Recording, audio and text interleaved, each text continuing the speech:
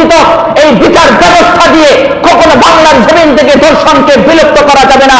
যতদিন পর্যন্ত বাংলার সংবিধানে কোরআনের আইন বাস্তবায়ন করা হবে না, ততদিন পর্যন্ত বাংলার জমিন থেকে এই ধর্ষণকে বিলুপ্ত করা যাবে না। মহিমান্বিত এই পবিত্র মাহে রমাদানের আজকের এই 16তম রমাদানের পবিত্র সালাতুল আসরের পর আল্লাহ আমাদের সকলকে কোরআন ও হাদিস থেকে কিছু আলোচনা শোনার সেই সৌভাগ্য দান করেছেন। সেজন্য আমরা সকলে অন্তরে অন্তঃস্থল থেকে একবার আলহামদুলিল্লাহ বলি। আমি আমার খুতবার শুরুতে একটি আয়াত তিলাওয়াত করেছি, যে আয়াতের মূল বিষয়বস্তু হলো ধর্ষণ এবং বেবিচার। এই বেবিচার সম্পর্কে ইসলাম এটার বিধান কি দিয়েছেন এবং বেবিচারের সাথে সামঞ্জস্য রেখে বর্তমান সময়ের সবচেয়ে সামাজিক বড় ব্যাধি, যেটা সামাজিক সংহতি এবং সমাজের সবচেয়ে ভিন্নতা এবং গঠিত একটা কাজ, সেটি হলো ধর্ষণ। আপনারা প্রতিদিন হয়তো বিভিন্ন রোজার ফজিলত সম্পর্কে, বিভিন্ন কোরআনের ফজিলত সম্পর্কে আপনারা আলোচনা শোনেন। আজকের আলোচনাটা একটু ভিন্ন হোক, কি বলেন? আজকের আলোচনার টপিকটা একটু ভিন্ন হোক, আমরা কিছু শিখি। কারণ যে সময়টা আমরা এখানে বিয়ে করব, সেই সময়টা যেন ইফেক্টিভ হয়, কার্যকর হয়। সেজন্য আজকে আমাদের বর্তমান সমাজের, আমাদের বর্তমান বাংলাদেশের সবচেয়ে বড় যেটা হুমকি, যেটা ভাইরাসে রূপ নিয়েছে, সেটা হলো ধর্ষণ। আমরা আজকে জানবো সেই ধর্ষণ সম্পর্কে, ধর্ষণ এবং দর্শকের শাস্তি সম্পর্কে আল কোরআন এবং হাদিস কি বলে, এবং অন্যান্য ধর্মগ্রন্থে এই ধর্ষণ এবং দর্শক সম্পর্কে কি বলা আছে, সে সম্পর্কে আমরা আজকের এই সংক্ষিপ্ত আলোচনার মধ্যে জেনে যাব ইনশাআল্লাহ।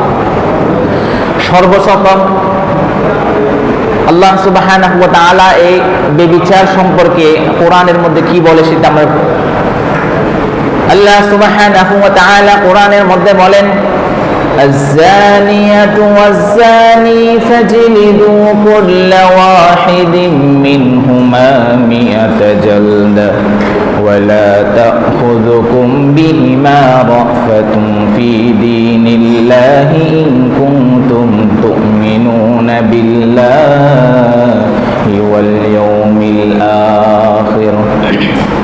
আমার আল্লাহ সুবহানাহু ওয়া তাআলা কোরআনের মধ্যে বলেন, তোমাদের মধ্যে যারা অবিবাহিত অবস্থায় ব্যভিচারের মধ্যে লিপ্ত হবে, আমার আল্লাহ সুবহানাহু ওয়া তাআলা তাদের শাস্তি কি হবে সেটা নির্ধারণ করে দিয়েছেন।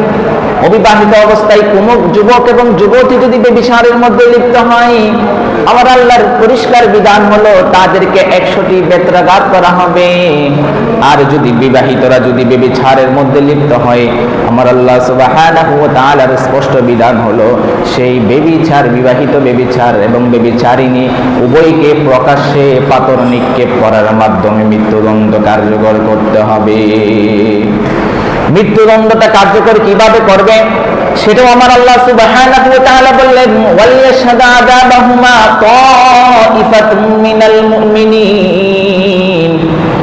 তাদের মৃত্যুদণ্ডটা কার্যকর করবে প্রকাশ্যে, যেখানে মুমিনদের মধ্যে একদল লোক উপস্থিত থাকবে, তারা দেখবে, যাতে করে যারা ধর্ষক আছে তাদের অন্তরে একটা ভয়ের কম্পন তৈরি হয়। এই আয়াত দ্বারা আমরা বুঝতে পারি যেখানে আমার আল্লাহ সুবহানাহু ওয়া তাআলা ব্যভিচারের, যারা বিবাহিত অবস্থায় ব্যভিচারের মধ্যে লিপ্ত হবে তাদের যদি শাস্তি যদি আমার আল্লাহ মৃত্যুদণ্ড কার্যকর করে, অথচ ব্যভিচারটা তো উভয়ের সম্মতির মাধ্যমে হয়, কিন্তু অপরপক্ষে ধর্ষণ তো এটা এক প্রকার জুলুম, কারণ এটা একপক্ষীয়। এটার মধ্যে যার সাথে যৌন সম্পর্ক স্থাপন করা হচ্ছে তার কোনো সম্মতি পাওয়া যায় না, তার উপর অবিচার করে জোরপূর্বক বল প্রয়োগ করে তার সাথে যৌন সম্পর্ক স্থাপন করা হয়। সুতরাং এই আয়াত দ্বারা আমরা এটা প্রমাণিত, যেখানে ব্যভিচারের শাস্তি সর্বোচ্চ শাস্তি মৃত্যুদণ্ড, সেখানে দর্শনের শাস্তি তার চেয়ে আরো বেশি জঘন্য হবে।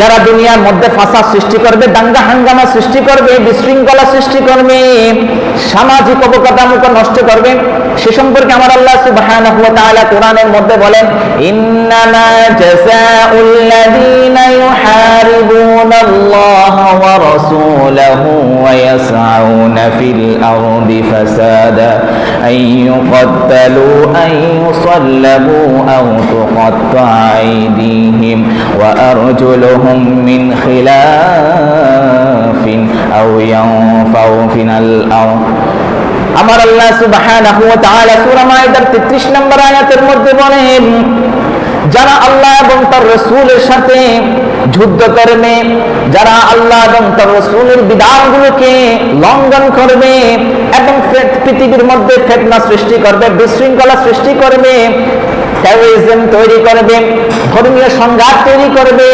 সামাজিক যে স্থিতিশীলতা সেটাকে ভঙ্গ করবে, আমার আল্লাহ সুবহানাহু ওয়া তাআলা তাদের শাস্তি কি হবে সে সম্পর্কে বলেন, আইয়ুকতালু, তাদেরকে হত্যা করা হোক, আইয়ুসাল্লাবু, অথবা তাদেরকে চুলিতে সরাও, আত্তুকাত্তা আইদিহিম ওয়া আরজুলুহুম মিন খিলাফ, ডান হাত বাম পা, বাম হাত ডান পা বিপরীতমুখী দুইটি অঙ্গনকে তুমি অঙ্গকে কর্তন করো, আও ইয়াফাউ মিনাল আর, এবং বা এই অথবা দেশ থেকে তাদেরকে নির্বাসন করে দাও।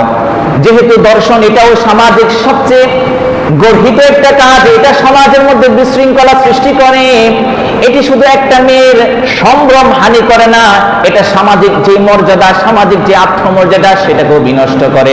সেজন্য যারা দর্শনের মতো জঘন্য কাজ করবে তাদের শাস্তিও আমার আল্লাহ চূড়ান্তভাবে মৃত্যুদণ্ড কার্যকর করতে হবে।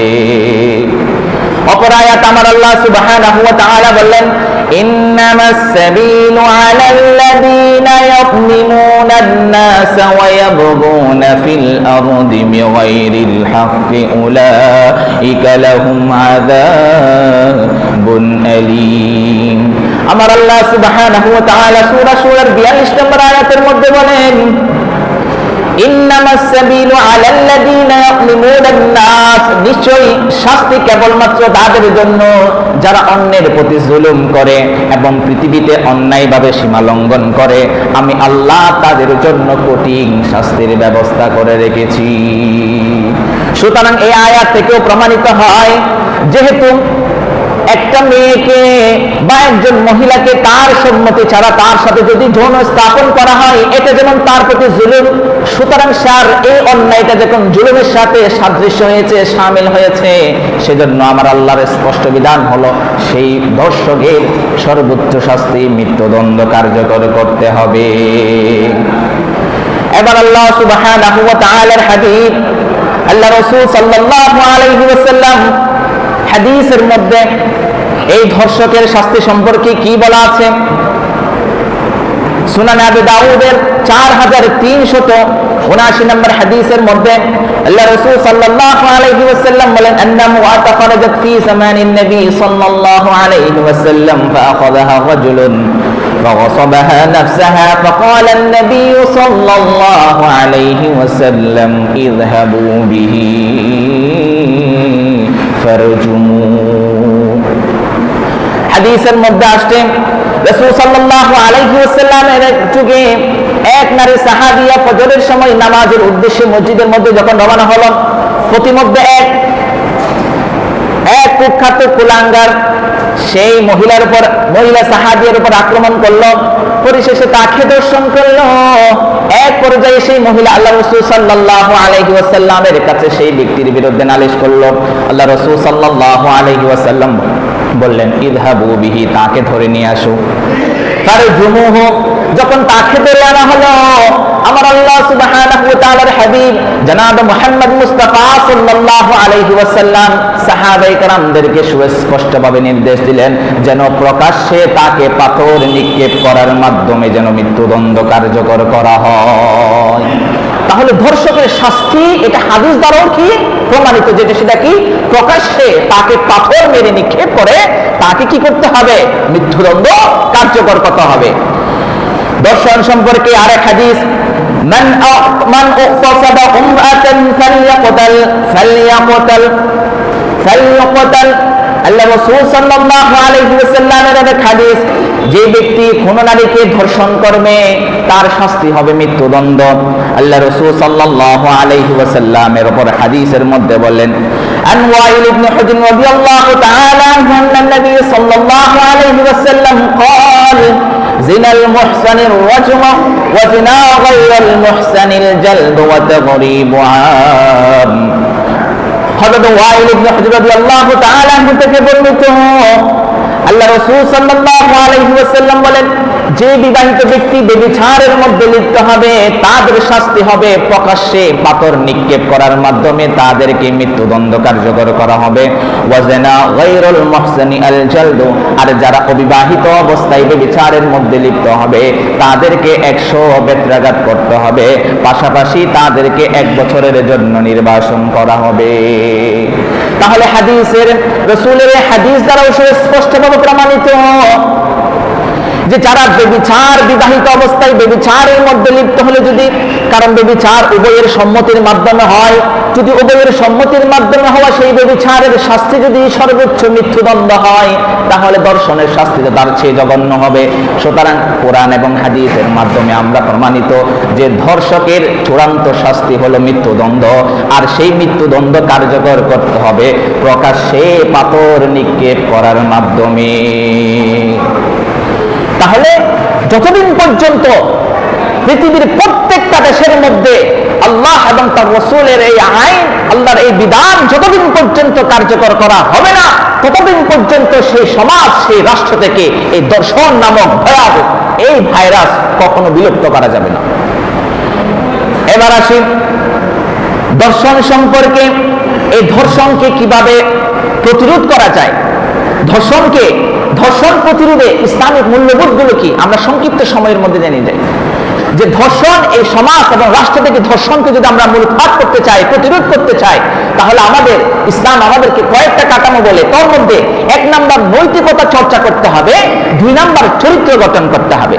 সে সম্পর্কে আমার আল্লাহ সুবহানাহু ওয়া তাআলা বললেন, ইন্নাল্লাহা ইয়া'মুরু বিল 'আদলি ওয়াল ইহসান ওয়া ইতা'i যিল কুরবা ওয়া ইয়ানহা 'আনিল ফাহশা'i ওয়াল মুনকারি ওয়াল বাগই ইয়া'iদুকুম লা'আল্লাকুম তাযাক্কারুন। আমার আল্লাহ সুবহানাহু ওয়া তাআলা বললেন, নিশ্চয়ই আল্লাহ সুবিচার, সৎকর্ম এবং আত্মীয় স্বজনদেরকে দান সদকা করার নির্দেশ দিয়েছেন, এবং তিনি অশ্লীলতা, অন্যায় এবং অবিচার থেকে, এই সমস্ত কাজ থেকে, কাজ করা থেকে নিজেদেরকে বিরত রাখতে বলেছেন।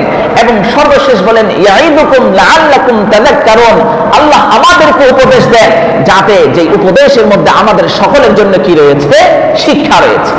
তাহলে এই আয়াত থেকে আমরা, এই আয়াত আমাদেরকে ভালো কাজের প্রতি, ভালো কাজ করার প্রতি উৎসাহ করে এবং এই পৃথিবীতে সকল ধরনের অন্যায় এবং গর্হিত কাজ থেকে নিজেদেরকে বিরত রাখা নির্দেশ দেয়। আল্লাহ রাসূল সাল্লাল্লাহু আলাইহি ওয়াসাল্লামের হাদিস, ইত্তাকিল্লাহা হাইথুমা কুনতা ওয়াত্তাবি'আস সাইয়্যাতাল হাসানাতা তামহুহা ওয়া খালিকিন নাস বিখুলুকিন হাসান। আল্লাহ রাসূল সাল্লাল্লাহু আলাইহি ওয়াসাল্লামের হাদিসের মধ্যে পাওয়া যায়, তোমরা যে অবস্থায় থাকো না কেন, এক আল্লাহকে কি করো, ভয় করো। ওয়াত্তাবি'আস সাইয়্যাতাল হাসানাত তামহুহা, যদি তোমাদের দ্বারা যদি কোনো গুনাহ হয়ে যায়, সাথে সাথে সেই গুনাহের পরিবর্তে একটা ভালো কাজ করে দাও, তামহুহা, যাতে করে সেই গুনাহ কাজ থাকে সেই ভালো কাজ কি করে দেয়, মিটিয়ে দেয়। ওয়া খালিকিন নাস বিখুলকিন হাসানা, এবং আর মানুষদের সাথে সর্বোত্তম এবং উত্তম আচরণ করো। তাহলে এই হাদিস দ্বারা আমাদেরকে নৈতিকতা শিক্ষা দেওয়া হয়েছে। সুন্দর চরিত্র গঠনের মাধ্যমে আমরা আমাদের একটা সুন্দর সমাজ সবাইকে উপহার দিতে পারবো। আমরা যদি নৈতিকতা এবং সুন্দর চরিত্র যদি আমরা গঠন করতে পারি, তাহলে দর্শন নামক এই ভয়াল এই সমাজ থেকে বিলুপ্ত করা সম্ভব। 2 নাম্বার, নারীর প্রতি যথাযথ সম্মান প্রদর্শন করতে হবে এবং নারীর মর্যাদাকে রক্ষা করতে হবে। এই সম্পর্কে আল্লাহ সুবহানাহু ওয়া তাআলা কোরআনের মধ্যে বলেন, ওয়া আশিরুহুন্না বিল মারুফ ফাইন কারিহতুমুহুন্না ফাআসা আন তাকরাহু শাইআন ওয়া ইয়াজআলাল্লাহু ফীহি খায়রান কাসীরা। আল্লাহ সুবহানাহু ওয়া তাআলা কোরআনের মধ্যে বলেন, তোমরা তোমাদের স্ত্রীদের সঙ্গে সুন্দর এবং সৎ ব্যবহার করার মাধ্যমে তাদের সাথে বসবাস করো, তাদের সাথে সংসার করো। যদি তোমার স্ত্রীর কোনো কার্যকলাপ তোমার অপছন্দ হয়, ফাসা আন তাকরাহু শাইআন ওয়া ইয়াজআলাল্লাহু ফীহি খায়রান কাসীরা। তবুও সম্ভব যে তোমরা যা অপছন্দ করো তাতে তোমার আল্লাহ তোমাদের জন্য প্রচুর কল্যাণ রেখেছেন। সুবহানাল্লাহ। অর্থাৎ এই আয়াতের দ্বারা কি বোঝানো হয়েছে? নারীদের সম্মান রক্ষা করতে বলা হয়েছে, নারীদের ইজ্জতকে রক্ষা করতে বলা হয়েছে, এবং নারীদের যে মর্যাদা সেই মর্যাদাকে যথাযথ রক্ষা করার কথা যে নির্দেশ আমার আল্লাহ এই কোরআনের আয়াতের মধ্যে দেওয়া হয়েছে। হাদিসের ভাষার মধ্যে বলা হয়েছে ইস্তাউসু বিন নিসাই খায়রান ফাইন্নাহুন্না খুলিকনা মিন যিলাল। অর্থাৎ আল্লাহ রাসূল সাল্লাল্লাহু আলাইহি ওয়াসাল্লামের হাদিসের মধ্যে বলা হয়েছে তোমরা নারীদের সাথে সুন্দর আচরণ করো, উত্তম আচরণ করো, কারণ তারা পাঁজরের হাত থেকে সৃষ্টি করা হয়েছে। তাদেরকে কিসের থেকে সৃষ্টি করা হয়েছে? পাঁজরের হাত থেকে সৃষ্টি করা হয়েছে। এই হাদিস দ্বারাও নারীদের প্রতি যথাযথ সম্মান প্রদর্শন এবং তাদের মর্যাদা যথাযথভাবে অক্ষুণ্ণ রাখার প্রতি কি দেওয়া হয়েছে? নির্দেশ দেওয়া হয়েছে। 3 নাম্বার, পর্দা এবং শালীনতা রক্ষা করা, সেটা পুরুষের জন্য। এবং ইয়া আইয়ুহান নবী কুল আজওয়াজিকা ওয়া বানাতিকা ওয়া নিসাইল মুমিনিন, এবং আল্লাহ সুবহানাহু ওয়া তাআলা কোরআনের মধ্যে বলেন ইউদিনিনা আলাইহিন্না মিন জালাবিবিহিন্না যালিকা আদনা আন ইউরাফনা ফালা ইউযাইন। আল্লাহ সুবহানাহু ওয়া তাআলা কোরআনের মধ্যে বলেন যে মেয়েরা তারা যেন নিজেদের চাদরের কিছু অংশ দিয়ে নিজেদের শরীরের যে অবয়ব যেগুলো দৃশ্যমান সেগুলো যেন তারা শালীন কাপড়ের মধ্যে দিয়ে সেগুলো যেন তারা ঢেকে রাখে, যালিকা আদনা আন ইউরাফনা, যাতে করে তারা সহজে চেনা যায়। অর্থাৎ একজন মহিলা যদি শালীন কাপড় পরে, ঢিলা ঢালা কাপড় পরে যদি নিজেকে প্রদর্শন করে এবং নিজের যে সমস্ত অঙ্গ প্রত্যঙ্গ সেগুলো যদি সে তার শালীন কাপড় দ্বারা যদি ঢেকে রাখে, এতে করে তাকে যারা দেখবে তারা মনে করবে এই নিশ্চয়ই এই মহিলা সতী এবং একজন আদর্শ মেয়ে। ফালা ইউযাইন, এতে করে সেই সমস্ত ব্যক্তিরা যাদের মনের মধ্যে কুপ্রবৃত্তি ধারণা হয়, কুপ্রবৃত্তি জন্ম হয়, তাদের সেই কুপ্রথা থেকে, তাদের সেই কুপ্রবৃত্তি থেকে সেই মহিলা নিজেকে নিরাপদ রাখতে পারবে। কিসের মাধ্যমে? যদি সেই শালীন কাপড় পরে। কোরআন যেভাবে, ইসলাম যেভাবে পর্দার মাধ্যমে তাকে নিজেকে প্রেজেন্ট করতে বলা হয়েছে, নিজেকে আপনার উপস্থাপন করতে বলা হয়েছে, সেভাবে যদি নিজেকে সে উপস্থাপন করে, এতে করে যে যত কুচক্রী মহল আছে সেই কুচক্রী মহলের তার ছুবল থেকে সেই মহিলা নিজেকে রক্ষা করতে পারবে। তাহলে 3 নাম্বার কি করতে হবে? পর্দা করতে হবে এবং শালীনতার পোশাক বজায় রাখার মাধ্যমে নিজেকে কি করতে হবে? উপস্থাপন করতে হবে। 4 নাম্বার, ধর্ষণের শাস্তি কঠোরভাবে প্রয়োগ করতে হবে। আল্লাহ সুবহানাহু ওয়া তাআলা কোরআনের মধ্যে যেখানে সুস্পষ্ট বলেন ওয়াজ্জানিয়াতু ওয়াজ্জানিয়াতু ওয়াজ্জানি ফাজলিদু কুল্লা ওয়াহিদিম মিনহুমা মিআতা জালদা, যেখানে ব্যভিচারিণী বিবাহিত অবস্থায় যদি প্রমাণিত হয় তাদেরকে যেন প্রকাশ্যে পাথর নিক্ষেপ করার মাধ্যমে মৃত্যুদণ্ড কার্যকর করা হয়। আর অবিবাহিত ছেলে মেয়েরা যদি ব্যভিচারের মাধ্যমে যদি প্রমাণিত হয় তাদেরকে 100 বেত্রাঘাত করে সমাজের মাধ্যমে সেই বিচার কার্যকর করতে হবে। যদি ইসলামী শরীয়তের এই আইন যদি যথাযথভাবে যদি বাস্তবায়ন করা যায় তাহলে সেই সমাজ থেকে, সেই রাষ্ট্র থেকে চিরতরে সেই ধর্ষণ নামক ভয়াল থেকে আমার মা বোনরা রক্ষা পাবে ইনশাআল্লাহ। হাদিসের মধ্যে বলা আছে জিনাল মুহসানি ওয়াজমু ওয়া জিনা গায়রুল মুহসানি আল জালদু ওয়া তাগরিবু আমিন। আল্লাহ রাসূল সাল্লাল্লাহু আলাইহি ওয়াসাল্লামের হাদিসের মধ্যে বলা আছে যদি বিবাহিতারা যদি ব্যভিচারের মধ্যে লিপ্ত হয় তাদেরকে পাথর নিক্ষেপ করার মাধ্যমে মৃত্যুদণ্ড কার্যকর করা হবে। আর অবিবাহিতরা যদি ব্যভিচারের মধ্যে লিপ্ত হয় তাদেরকে 100টি বেত্রাঘাত এবং 1 বছরের জন্য নির্বাসন করা হবে। যদি ব্যভিচারের এই শাস্তি, এই আইন যদি সমাজের মধ্যে যথাযথভাবে যদি বাস্তবায়ন করা যায়, যেখানে ব্যভিচার বন্ধ হবে, ব্যভিচার যদি সমাজ থেকে যদি চিরতরে মুছে যায় তাহলে সেখানে ধর্ষণ তো প্রশ্নই আসে না। সুতরাং এই ধর্ষণ নামক ভয়াল এই যদি এই সমাজ থেকে যদি আমরা বিলুপ্ত করতে চাই তাহলে আল্লাহ এই আইন যথাযথভাবে বাস্তবায়ন করা অপরিহার্য। সর্বশেষ নৈতিক শিক্ষা এবং সামাজিক প্রতিরোধ গড়ে তুলতে হবে। আল্লাহ সুবহানাহু ওয়া তাআলা বললেন ইয়া আইয়ুহাল্লাযীনা আমানু কু আনফুসাকুম ওয়া আহলিকুম নারা, হে মুমিনগণ তোমরা নিজেদেরকে ও পরিবারকে সেই আগুন থেকে রক্ষা করো, যে আগুন যার ইন্ধন হবে মানুষ এবং পাথর। এখান থেকে, এই আয়াত থেকে আমাদের পরিবার এবং সমাজের মধ্যে নৈতিক শিক্ষা ছড়িয়ে দেওয়ার নির্দেশ দেওয়া হয়েছে, যাতে করে ধর্ষণ প্রতিরোধ সম্ভব হয়। যদি সমাজের মধ্যে অ্যাওয়ারনেস তৈরি করে দিই, ধর্ষণ জিনিসটা কি, সেটাকে কিভাবে প্রতিরোধ করা যায়, ইসলাম এই সম্পর্কে কি বলে, আধুনিক সমাজ এই সম্পর্কে কি বলে, এই সম্পর্কে যদি আমরা ক্যাম্পেইন তৈরি করি, অ্যাওয়ারনেস তৈরি করি, নৈতিকতা চর্চা করি, তাহলে সেই সমাজ থেকে চিরদিনের জন্য ধর্ষণ নামক ভয়াল চিরতরে বন্ধ করা সম্ভব হবে। আল্লাহ রাসূল সাল্লাল্লাহু আলাইহি ওয়াসাল্লামের হাদিস, কুল্লুকুম রাইন ওয়া কুল্লুকুম মাসউলুন আন রাইয়াতিহি, অর্থাৎ কুল্লুকুম রাইন, তোমরা প্রত্যেকে দায়িত্বশীল। তোমাদেরকে যে উদ্দেশ্যে পৃথিবীতে প্রেরণ করা হয়েছে, তোমাদেরকে যে দায়িত্ব দেওয়া হয়েছে, তোমরা প্রত্যেকের দায়িত্ব নিয়ে কি তোমরা দায়িত্বশীল। এবং ওয়া কুল্লুকুম মাসউলুন আন রাইয়াতিহি, এবং তোমাদের প্রত্যেককে তার দায়িত্ব সম্পর্কে জিজ্ঞাসা করা হবে। তোমার সামনে তোমার বোনকে ধর্ষণ করা হয়েছে, তুমি চুপ করে চাইছিলে, তাকিয়েছিলে, তার বিরুদ্ধে কোনো প্রতিরোধ গড়ে তোলা নাই। এই দুনিয়ার জমিনে কাউকে এটার যদি জবাবদিহিতা করতে না হয়, কিন্তু সেই কিয়ামতের দিন আল্লাহর কাঠগড়ার মধ্যে এটার জবাবদিহিতা করতে হবে।